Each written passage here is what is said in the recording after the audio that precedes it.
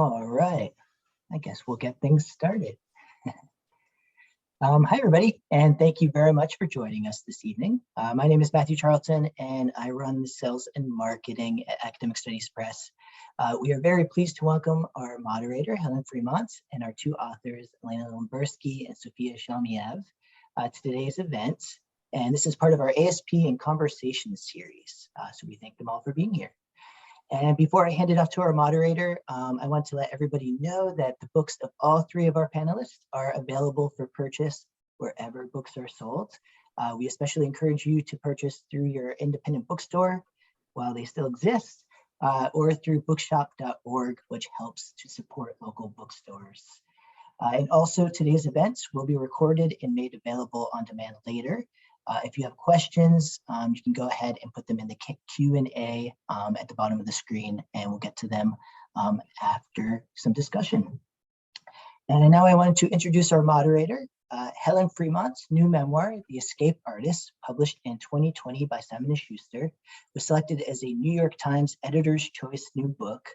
It was also chosen by People magazine as the best new book in 2020. Her nationally best-selling first memoir, After a Long Silence, published by Penguin Random House, was selected by the New York Times as a new and noteworthy book in 2000. Her works of fiction and nonfiction have appeared in numerous journals and anthologies, including Prize Stories, the O. Henry Awards, the New York Times, Plowshares, and the Harvard Review. A graduate of Wellesley College, Boston University School of Law, and the MFA program for writers at Warren Wilson College, she has been a teaching fellow at both Breadloaf and the Radcliffe Institute. She was a scholar in the Women's Studies Research Center Scholars Program at Brandeis University and worked as a public defender in Boston, where she now lives with her wife. And with that, we are going to hand it off to Helen. Thank you, Matthew, and thank you all for being here. It's a real privilege for me to participate in this evening because I have so much enthusiasm for both Sophia's book and Yelena's. They're both just incredibly compelling stories and beautifully written. So I'll introduce both of them, and then Yelena will give us a little presentation, I think, of her book, and then we'll get into a conversation between Yelena and Sophia about writing, and you audience members are welcome to put in questions in the chat. So Yelena Lembersky is a co-author of two books, Like a Drop of Ink in a Downpour, a memoir, and Felix Lembersky, Paintings and Drawings, a monograph about a prominent Soviet Jewish artist and also her grandfather. She grew up in Leningrad and immigrated to the US at the age of 17. She earned a Bachelor's of Art and Science from the University of Michigan and a Master's of Architecture from MIT. She's worked as an architect and organized exhibitions of her grandfather's art in the US and UK, and she lives in Massachusetts. And Sophia Shalmiyev emigrated from Leningrad to New York City in 1990. She's an MFA graduate of Portland State University with a second master's degree in creative arts therapy from the School of Visual Arts. She lives in Portland with her two children. Mother Winter is her first book. So Yelena, why don't I hand it over to you to give talk a little bit about your new book, Like a Drop of Ink in a Downpour. Okay, so I actually have a short presentation, which I will read. So this book, I don't know if it's reflected, came out in January, but because before I published this book, I spent some 15 years of in my 20s and 30s researching the life of my grandfather, Felix Lembersky. And without that first book, which looks like that, I don't think there would be this memoir. So my grandfather was a prominent Soviet Jewish artist. He was born in Poland. He was raised in Ukraine. And he began creating art during Soviet avant-garde in Kiev. So after my mother and I published this first book in 2009, some 13 years ago, we were able to exhibit his work in the United States, and we took it to London, Great Britain. And only after he received recognition, some measure of recognition in the United States, I was able to start on our own story. So this memoir, my memoir, begins with his work. I grew up, my earliest childhood memories were of his paintings. When he died in 1970, my grandmother, my mother, and I was then a baby, inherited several hundred works, pieces of art.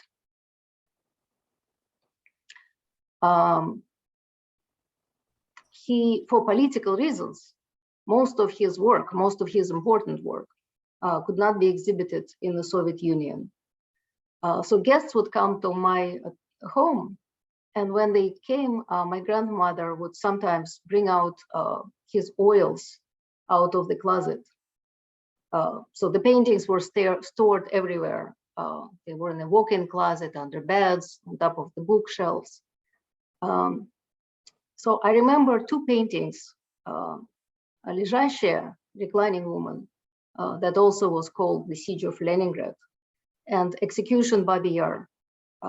Whenever she would bring those two paintings, guests would stand up and look at those paintings in silence. The word Babi means women in Russian language. And so you would expect the painting with the name women would be bright and colorful, but that painting was very dark. And I remember asking my grandmother what, I think I was maybe 4 or 5, I asked, what does Babi Yar mean?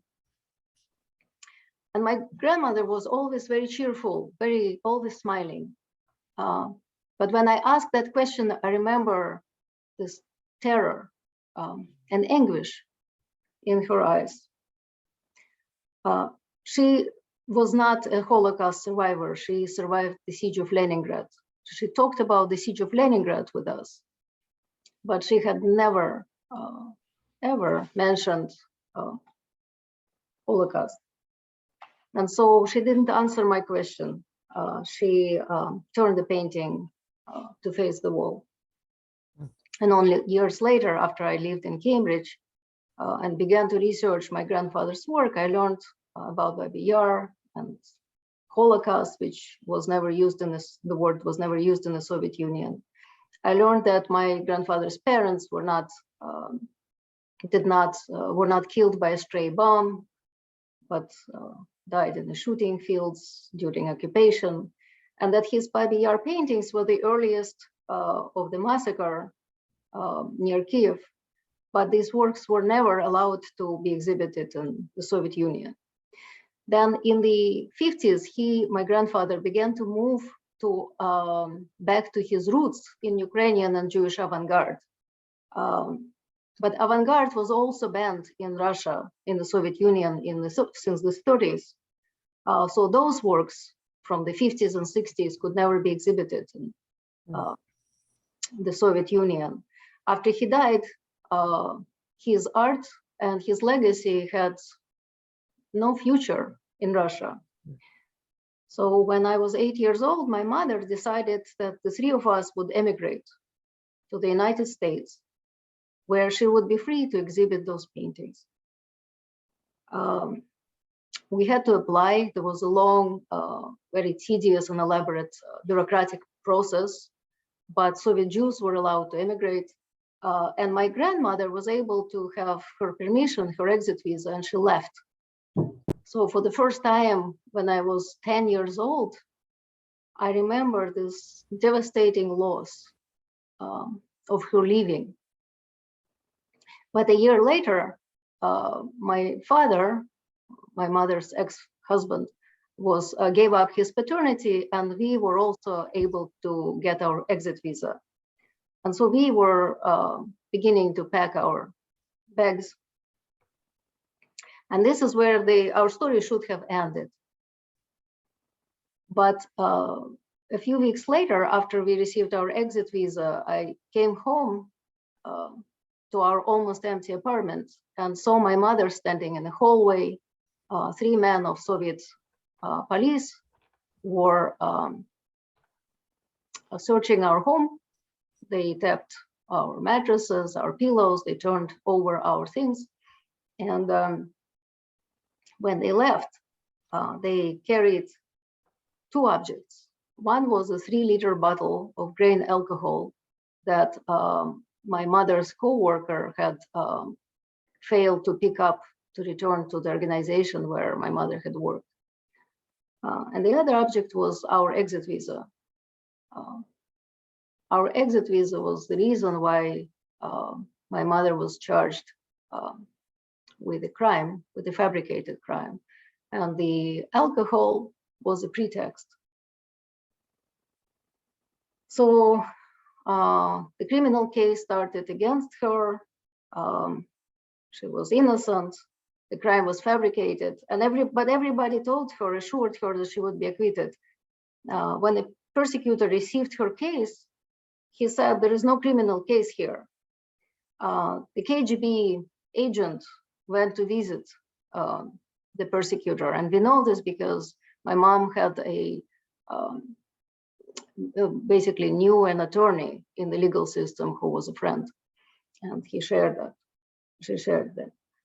So the KGB agent talked to the persecutor and told him, do what you have to do to keep her here.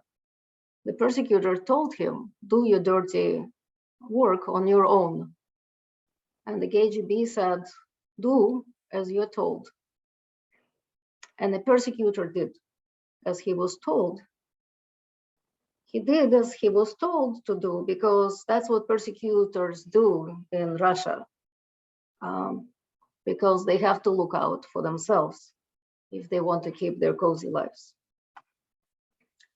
The judge gave my mother a prison sentence.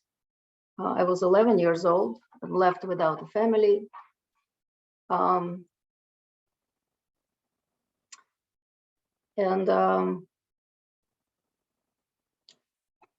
don't know, I could read an excerpt or I could wrap my presentation up. Why don't you read an excerpt if you have something? That would be great. Yeah. Yeah.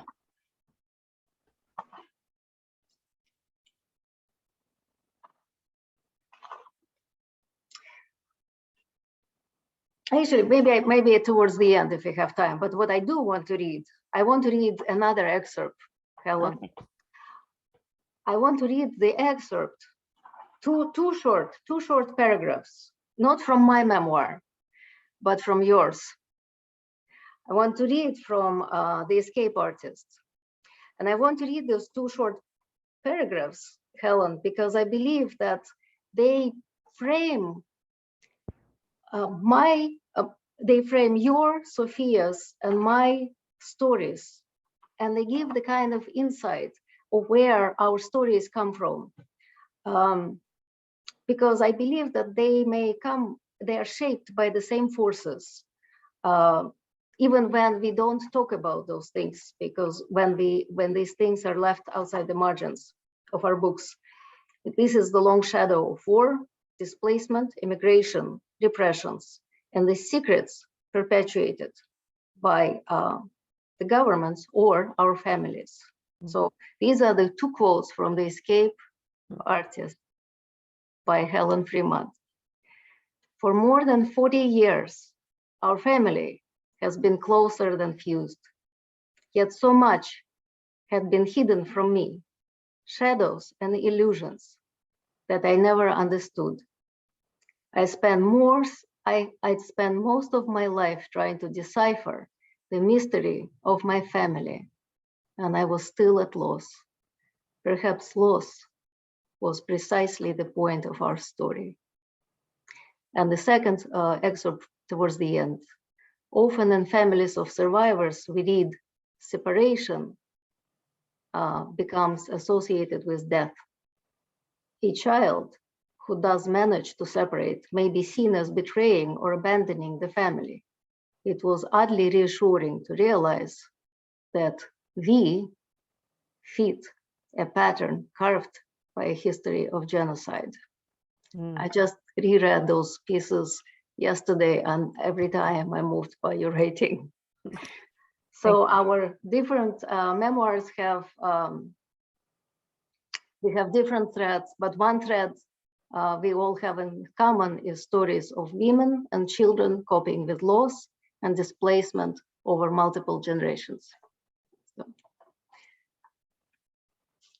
Well, thank you. I have so many questions, as you know, and I would love to start with just talking about writing and what inspired both of you to write. I mean, you're both artists, you're both writers, you're both mothers, and you have such rich histories. And by rich, I mean complicated and compelling stories. So what was it that, what was the process that you went through in order to decide, I want to write this book? And then I'm also really curious about how you went about it, how you went about structuring your books and the writing process for you.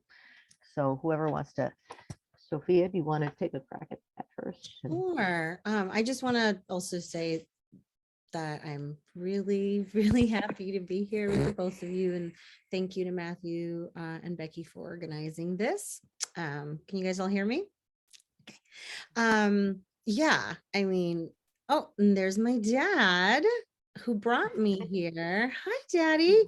Yeah, I mean, I think that growing up in the Soviet Union, I mean, I write about this.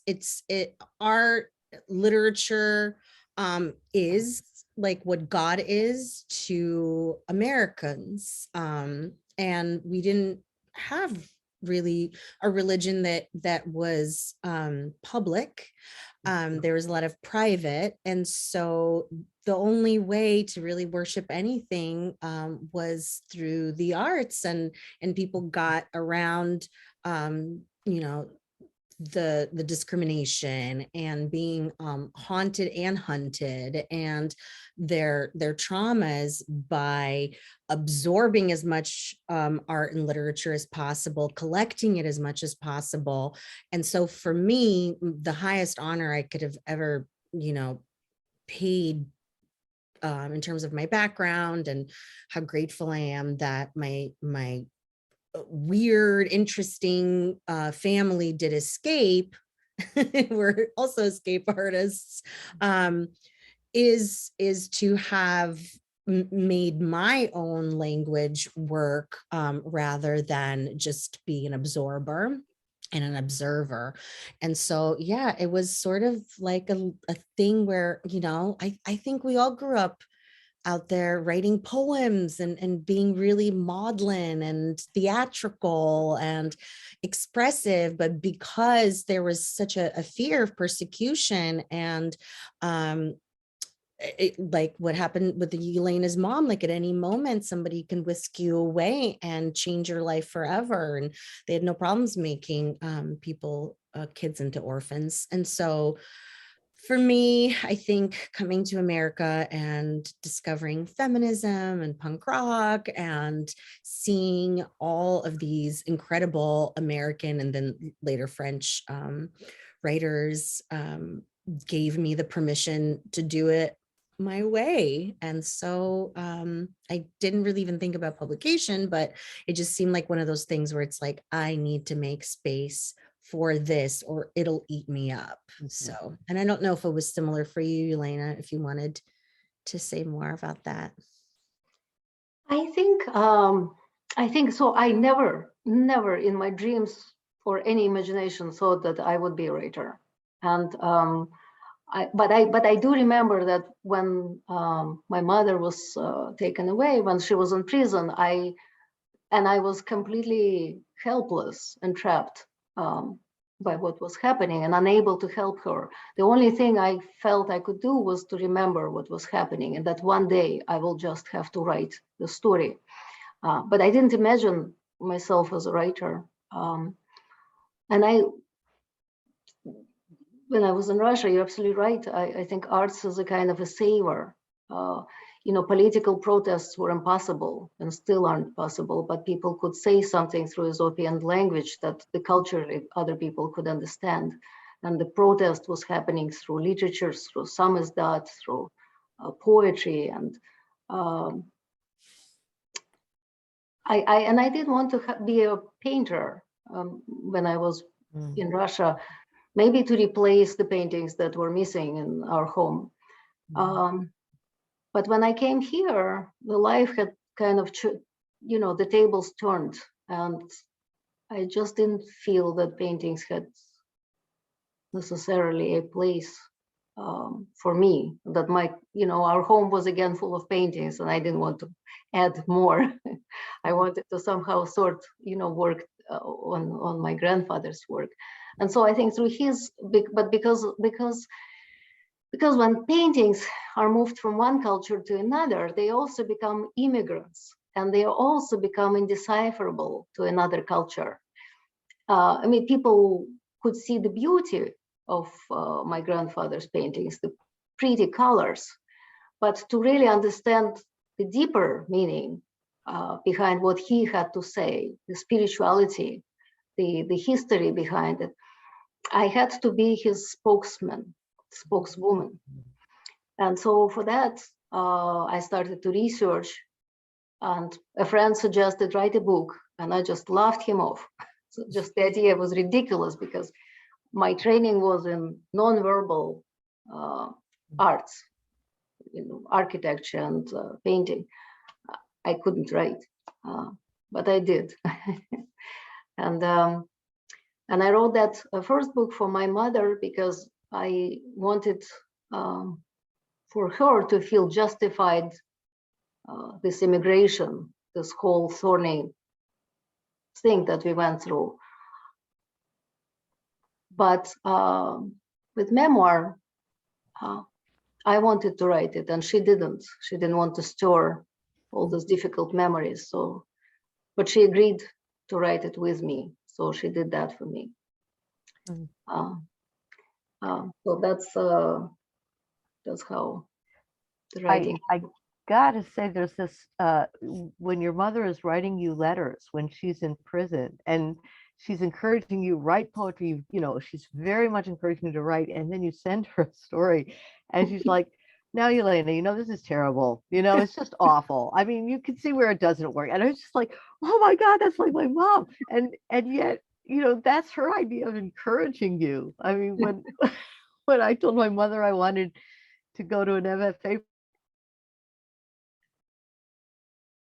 stop. And I mean, like, mothers are. She thought she was doing me a favor, but I think your mother was actually telling you, now here's where this doesn't work, and you can do better. And how did you get that? I mean, what was your response to that letter? What did you feel when you had shown her your little darling? I think Russian kids are very, very resilient. It's like, being a Russian kid is like working on a farm where everyone, right? It's like you're being trained to, you're being criticized all your life, right, Sophia? Right? Yeah.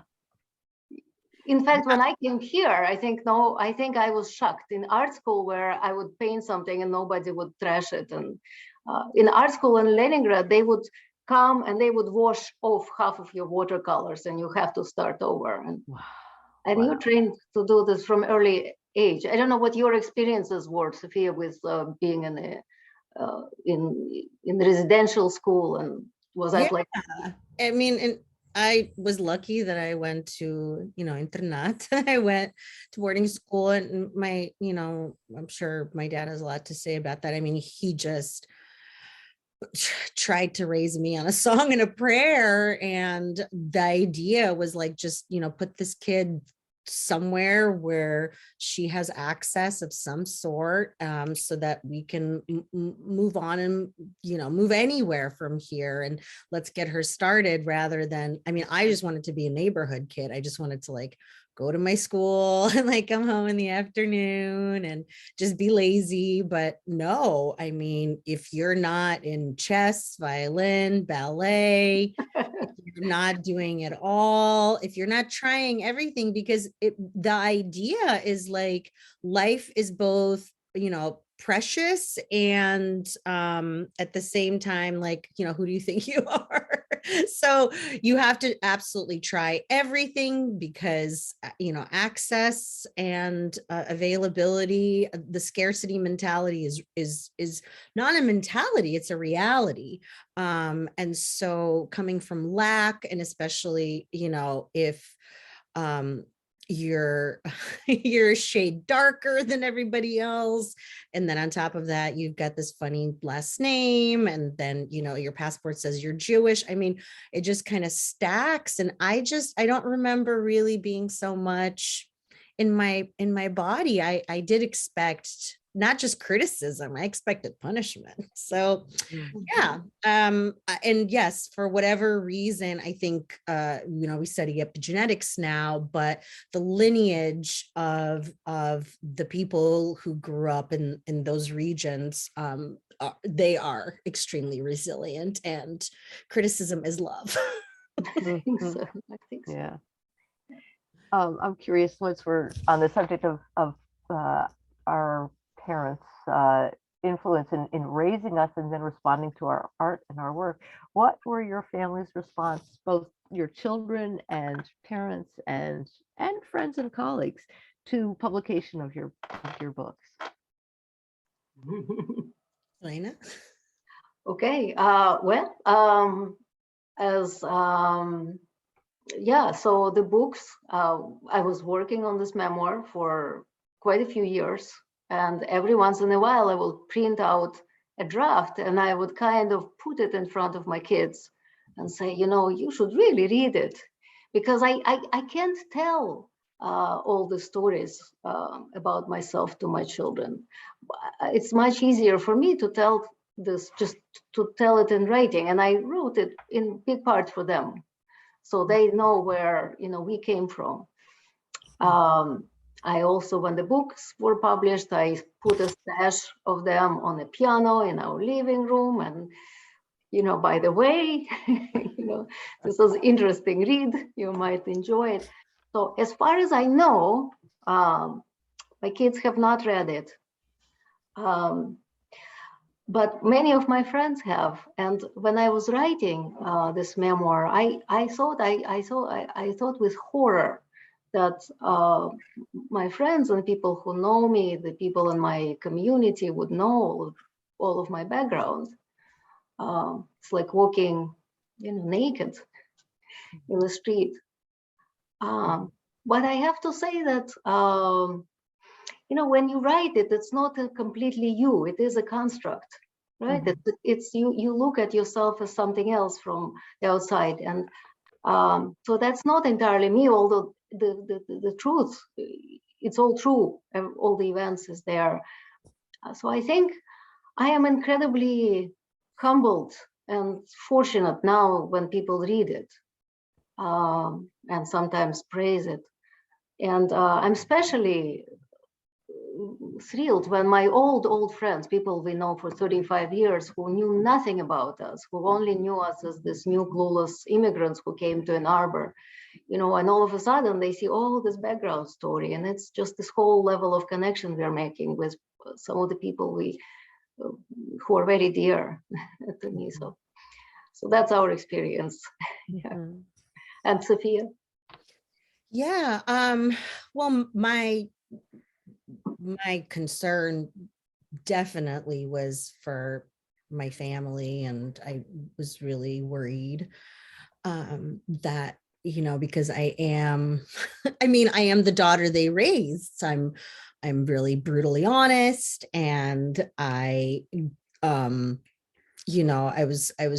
trained from an early age to go after what I want, and I'm actually not like that. I'm deep down really shy, probably have the worst self-esteem ever, but it's like, my parents' voice in my head is just always there. The super ego is is really in there. But there's concerns, like I had to pass legal. A lot of the things that I'm saying and I'm naming, people who are alive could have been harmed by it. I took a lot of things out that, that I felt were poetic and true and important, but just weren't worth the strife. And in the process, that is just so hard. And I always knew that I was going to write fiction, and I always have, but the whole time I was like, man, I cannot wait to just write fiction. I just can't. Let's just get through this, because it's just not fair. For whatever reason, it's not fair. Memoirs have a really different place in literature. It's a feminized genre, and so that means lesser than, even though from everything I've experienced in life, people who are born male are the more delicate sex. So it was really, really hard. But then when the book came out, it was sort of, again, it's that Soviet thing. It's like, whatever's in there doesn't matter. We celebrate you, we support you. And we did like a big party at an Azerbaijani restaurant, and like, it was just great. You could, if you wrote a short story about this, nobody would believe it. My dad and all of our relatives and cousins and uncles, put on their furs and brought big crinkly flowers. They were just crinkling the whole time in the front. People were talking to each other, being like, what did she say? Could you slow down? So nobody's going to speak Russian. That people, the phone was in my face. I'm sitting there at Books Are Magic with Melissa Febos, and my entire family just like flashing their gold teeth and their Shabbat best. So it wasn't about me. Yeah. It didn't, and it's fine. Like it was about our history and our family and our lineage, and it was for everybody else who doesn't have a voice. And I am willing to accept that. And I'm like, I feel like I was put on this planet to make them proud. So that was that book. The rest of them are for me. Well, I think that it's reassuring to know that your family did recognize what a remarkable achievement for both of you. I think that is really kind of gratifying, even if it was also self-serving on their part. That there is something about, because we are all interconnected. We didn't just land on this planet. That our parents, I think whether they were absent or present, influenced us so much. Yelena, you were raised by some woman who just met your mother for, I don't know how long she knew her, at the beauty salon or wherever it was, and all of a sudden you're living with her. In Sophia, you were basically on your own for so much, and your mother takes up so much space and is so influential in your life, in making you who you are. So that absence is very present in your books, and I think so. Let me just turn then to mothers. How, having the experiences that you both have had, quite different with respect to your mothers, and well, Sophie, you have a stepmother. How did you decide that you wanted to be? Have you always wanted to have children? Like when you were in Soviet Union, did you feel, oh, I always, this is one thing I know I want to do?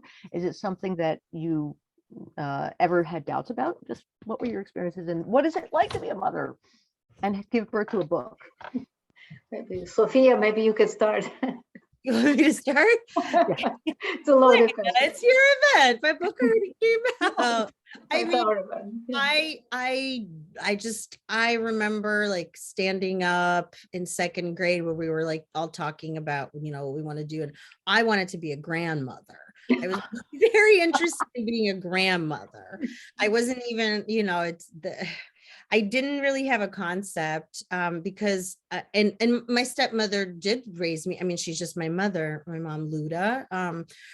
She is, she's everything to me as far as the feminine side is concerned, and I'm almost like a drag queen, like I very, very, very much embrace the girl in me, and probably in part thanks to her. And I love that about her.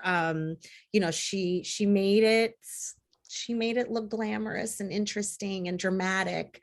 And so in terms of me becoming my own parent, that just wasn't even a question.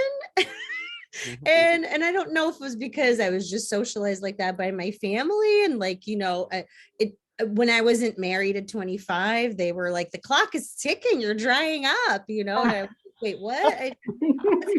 Where am I? So, and I kind of took it to heart, and I was like, yeah, I really want to be a mother. Like, how do I do this? When do I do this? It's like a business proposal to yourself. But in reality, it was a reparenting, and I needed it. I needed to put myself into mothering and nurturing in this way that I think is toxic in culture, and I would never expect that from other women. And the concept of like the good mother, the bad mother, like we just can't let go of, and it's really painful and not helpful at all. But for me, if I'm being honest, without having that connection, without suffering and toiling through having babies, I don't think I would have done very well for myself emotionally. Never mind the book even. It just would be a very different trajectory. What about you, Yelena? Okay, I guess I have to answer that. No, I wanted, okay, I think I write in my book a little bit. I actually wanted to be a boy when I was little.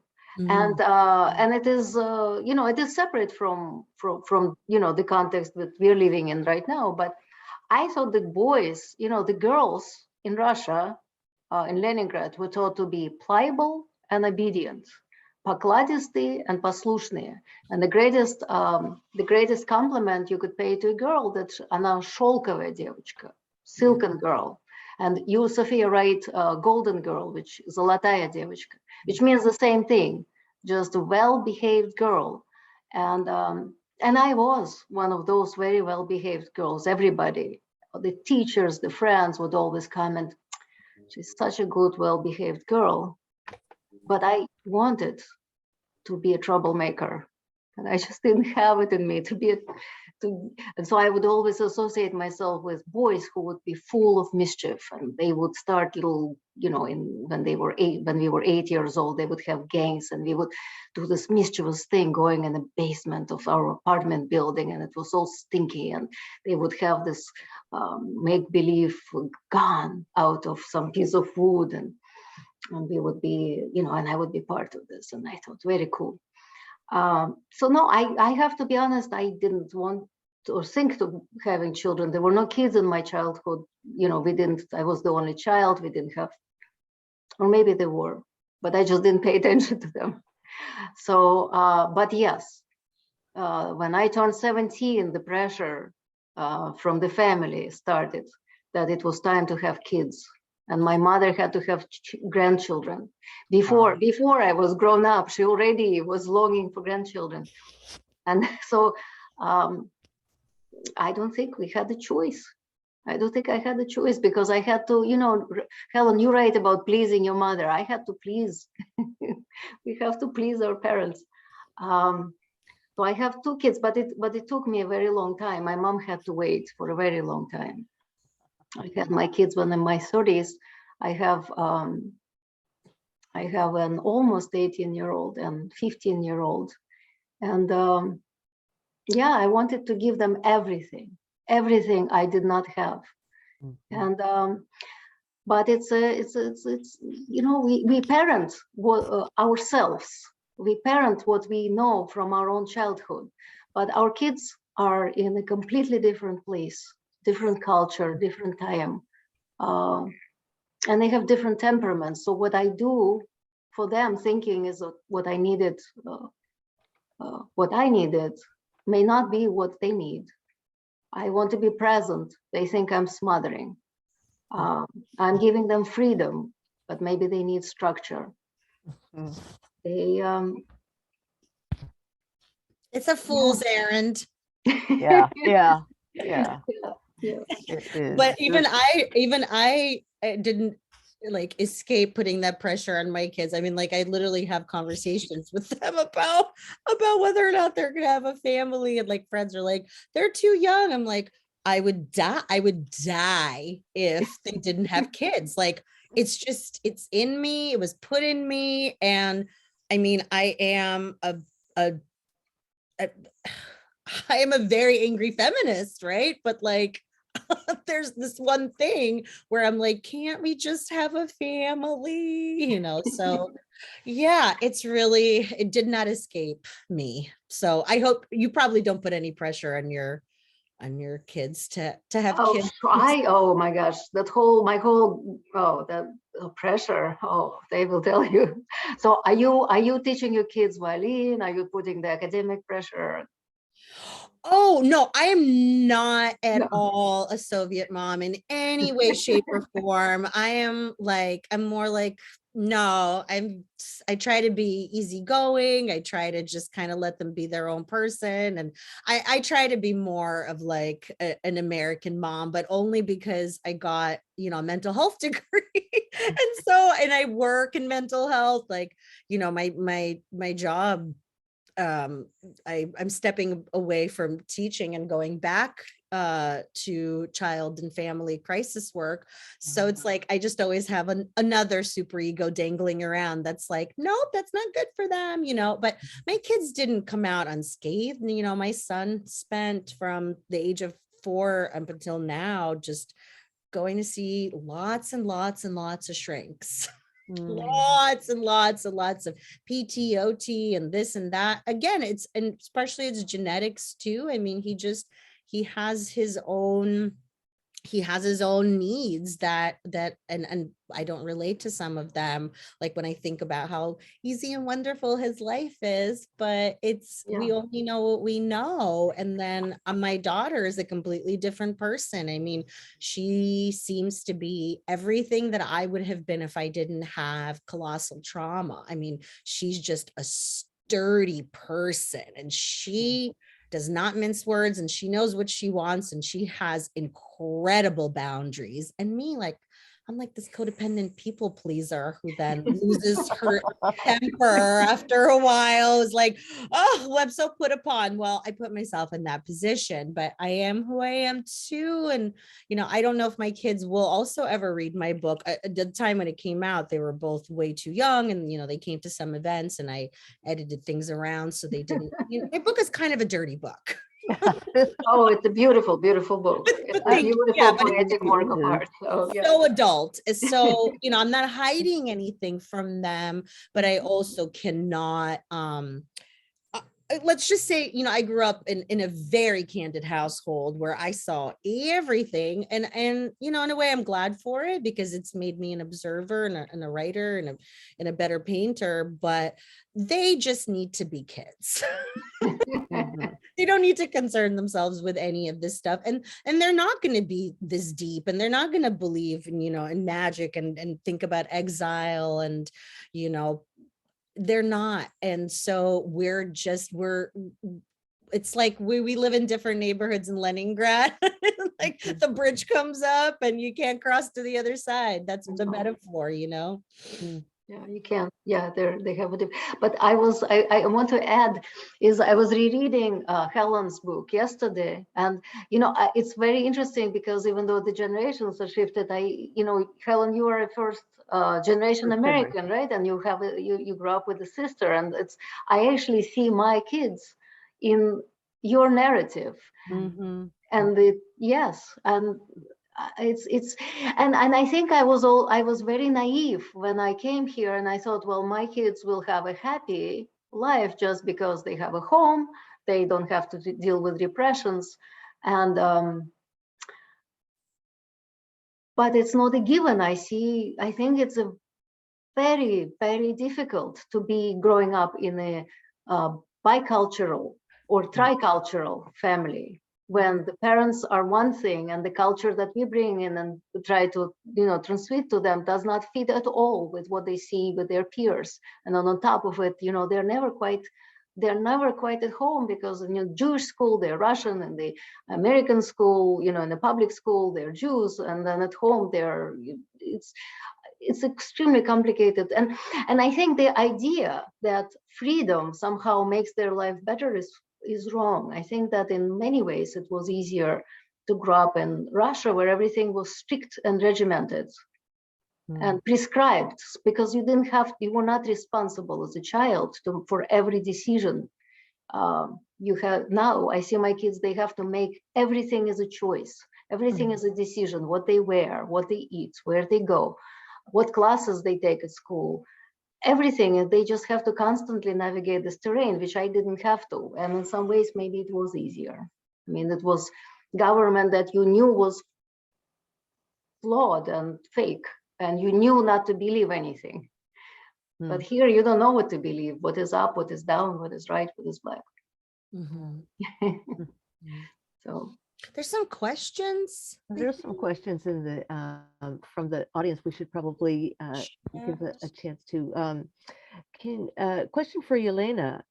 Can you talk about what the parallels you see with your mother's story of being penalized for a fabricated crime and what is currently happening in Russia with Alexei Navalny, or pick anybody in Russia for that matter? I know. Well, I think, thank you for this question. I think this is an important question. And I think it is absolutely true that I think what was happening to us continues to happen in Putin's Russia. And that it continues to happen to, Navalny is incarcerated for a fabricated crime. It is a joke and an irony. It is meant to be a joke and a message for everybody. The war protesters that came out in St. Petersburg on February 24th, courageous people. Few hours later, police dispersed the crowd, and many of them are now in custody, and they will also go on various despicable make-believe crimes. An editor for a publishing house, Memorial, that was investigating Stalin's crimes, is now accused and incarcerated for another invented crime of child abuse or something like this, and nobody believes it. But these crimes are, for this Soviet government and government now does not want to have political prisoners. And the idea behind fabricating crimes is that you can destroy character of a person, of a dissident, as well as their lives. So that is what I think is happening right now.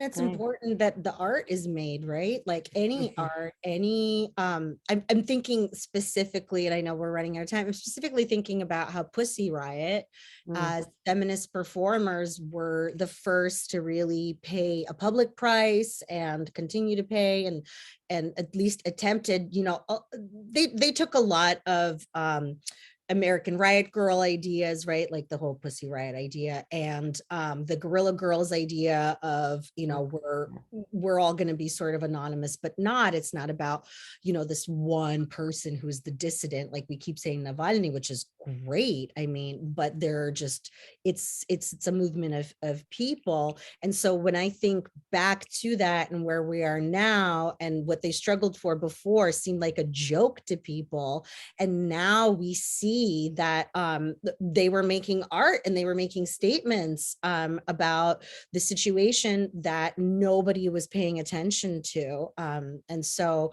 I do want to say that regardless of what is happening, is if we protect journalism, if we protect our artists, not even protect, but if we are interested in consuming and relating to and thinking about and promoting people who are signaling the alarms and actually putting their bodies on the line. That's the tradition. Like that's it's being in exile is one thing, but being there on the ground is something else. Yeah.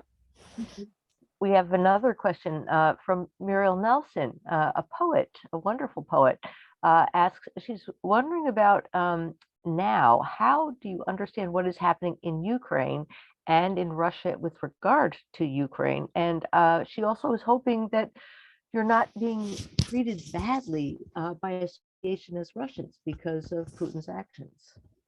So I don't know if you have family still in Ukraine or whether you have. Mm-hmm. wanna Yeah, say my something? stepmother, I mean, she's like, how Russian mothers, I mean, Ukrainian mothers, I don't, but that's the thing is like my dad was born in Azerbaijan, and then I was born in Leningrad, but then my stepmom was born in a little village outside of Lviv, and we are that melting pot, and so it's really hard to what we call Russia now and what it used to be. It's all so confusing to Americans, and I understand. But yeah, more people will think that I'm from like Barcelona, like I don't have to tell them anything about myself. But yeah, there's, if you're saying you're not going to eat at a Russian restaurant, chances are you're probably saying I'm not eating it at an Armenian restaurant. It's just, it's the Soviet culture calls it all Russia, but it's not. I don't know if you've had any experiences, Yelena, with that confusion. No, well, I think that right now everyone in Boston community or in my circles is absolutely supporting Ukraine. I have not met anybody who would think otherwise, and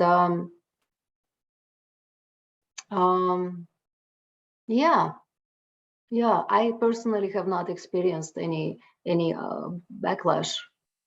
In fact, I think after when the war began, I think a lot of my friends reached out and just to check how things are. But we have friends who have family and parents in Ukraine, and it is devastating to follow. And we are trying to just help as much as we can to the refugees and the and I think it is destructive also for people who are left in Russia, because what I know is happening right now is what was happening in Russia for, and I mean Russia, not the Soviet Union, but Russia for 100 years, is that everybody who disagrees and can leave, they leave the country. So there is this constant brain drain for the last 100 years, where every 10 years or every 20 years, there is a large thousands of people leave, people with good education, who are thinkers, who are independent thinkers. And what is left are people who either cannot leave because they're elderly and they have no money, or people who are just are willing to remain silent, or people who are complicit, right? Who are willing to say things that the government was to say for for comfort that this brings them. It's a big compromise, and I'm still hopeful that things will get better. Not until we get rid of Putin. I mean, that's just, I mean, this person is the, Russia always has had demagogues and the Stalinist way continues, but yeah, I think that he really is the thing that probably has to go first. And I definitely want to say that my heart is with everybody in Ukraine, and I hope that America is all hands on deck and we don't forget. And I know my stepmom cries every single day because she still has all her people, her whole life, everybody back there, and she goes all the time. And it's unimaginable. These peaceful people are being exterminated, and the world is just standing by. Is there anything that you miss about Russia? Sophia?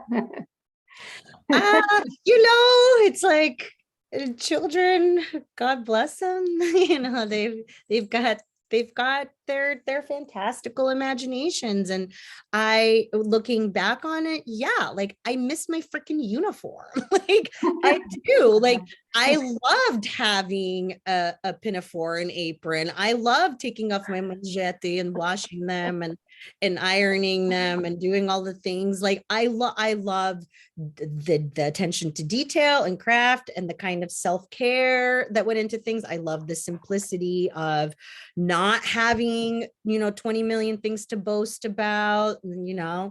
I miss the art so much. I miss people having interesting kitchen conversations. It was just kitchen culture. You just have like guitar and a bottle of sweet wine and you just sit around and watch adults be magical.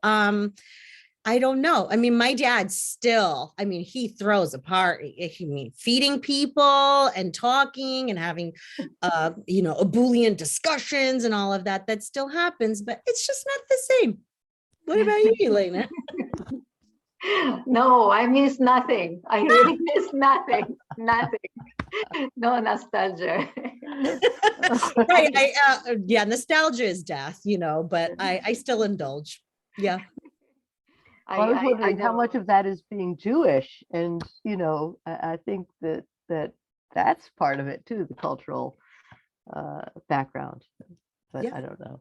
Yeah. Maybe, yeah. I do know that I have a very romanticized view of some of those times that as an adult or as an older person, you can't have. But yeah, your childhood is I had this little very regimented life, and I do think that children respond well to structure to some degree, and having having parents who are dreamers and like I literally could see my father's soul pulsating on the outside of his body, and so I think that the myth persists, and we'll see what we'll do with it in the future.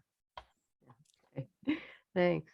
We're almost out of time. I just want to ask each of you, what are you working on now? What's next? Elena, what are you working on now? Well, my kids, the house, walking the dog and taking care of the guinea pigs, and just life in between of this. I don't have time to do yoga, and I have a whole lot of different things that I would like to write about. I actually want to write about my father, and because that's a separate story, and I had pieces of it in the book that I took out just to keep the clear message. And he had an interesting path. And then there is paintings of my grandfather, which are still with us, and the future is still always a mystery what to do with them, and they need to find some permanent homes. And my mother's dream was to have a museum for him, and maybe they need to go to different museums. So that's an ongoing process. We'll see what happens. Yeah. That's a big responsibility in terms of legacy. Yeah. I mean, can I buy one? I'm just kidding. But yeah, I think, life does get in the way right now. I'm on a deadline to my agent for a first draft of my novel, and I'm just trying not to sweat out my whole body weight and get through that, and a full-time job and all of that. But in terms of projects, I'm completely in the zone with this one, and that feels good. And it's so far the title is I Married the Butcher to Get to the Bone. Yeah. And it's a novel that's structured as a fate, not real oral history between all of these women who are all writers and poets and work in publishing, and who are left in the wake of the place where they work at just imploding due to the man who's in charge. He leaves for Paris and leaves them with all the BS, and most of them are single mothers and, you know, have various degrees of contempt for each other. But then they get together and think, well, we're going to put out this final issue together, and this is what we have to say. And so using that device, I'm getting at the sort of the multivocal issues that women face in the writing community. Wow, that sounds fantastic. I can't. So that'll be ready next month, right? We'll have that to look forward to next month. Hey, books are so easy to put out. Oh, Thank you so much, Helen, and congratulations, Yelena. Everybody, Yes, you. Elena. please. Yes, these books are phenomenal. I cannot champion them enough. So buy them, read them, share them with friends, buy them for friends. And thank you both. Thank you and thank you everybody for your questions and for your appearance. It's great to be here. And thank you, Matthew, for setting this up. Thank you. Пока. Bye. Thank you. Bye. Bye. Thank you.